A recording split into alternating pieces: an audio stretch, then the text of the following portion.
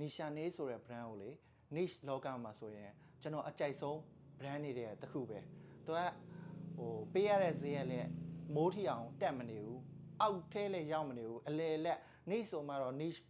ဈေးလောက်တော့ရှိရပါဘောအဲ့ဝန်းကျင်ထဲမှာဆိုကျွန်တော်ဒီ brand ကိုအကြိုက်ဆုံးပဲသူကဘာလို့ပဲထုတ်လိုက်ရေမွေးအစီကိုလည်းအများကြီးတုံးပေးထားတယ်ဘယ်ရေမွေးမဆိုကြည့်လိုက် X-ray D ပါဖန်း X-ray D ပါဖန်းဆိုတော့ ETT လည်းမဟုတ် ETP လည်းမဟုတ်ပါဖန်းမဟုတ်အဲ့လိုကောင်းနေတဲ့အစီရေမွေးအစီထည့်ထားတာပုံများရဗျာ X-ray D ပါဖန်းဆိုတော့ဒီအရက်ပြန်တဲ့ရေမွေးနဲ့ရောကြတဲ့အခါရေမွေးအစီတွေကိုအများကြီးတုံးပေးလိုက်တာအနက်မဆွဲမှလည်းမပူရဘူးfresh type ဖြစ်နေအောင်ရောဒီကောင်ကအစီတွေအများကြီးပါတဲ့အတွက်ပို့ပြီးတော့ဆွဲနေရဗျာနောက်ပြီးတော့သူ့ရဲ့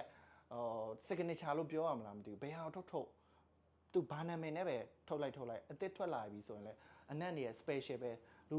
နှာခေါင်းမရွေးဘူးကြိုက်လွယ်စေတဲ့အနက်နေတွေမှာပါတယ်တော်တော်မိုက်တယ်ဒါလေးဆိုရင်ဘယ်လိုပုံစံလဲဆိုတော့ဒီ Blue Chanel တို့ဘာတို့အနက်ပုံစံမျိုးအဲ့ဟာကို10 minute လောက်ကြာရင် Blue Chanel ဖြူနေရတယ်လို့ပဲသူပထမဆုံးရတဲ့အချိန်ကျဟိုရေမိုးကိုသွားတတိယမိရနာစီဆိုရိုရီကွဲရဲ့Blue Nova EDP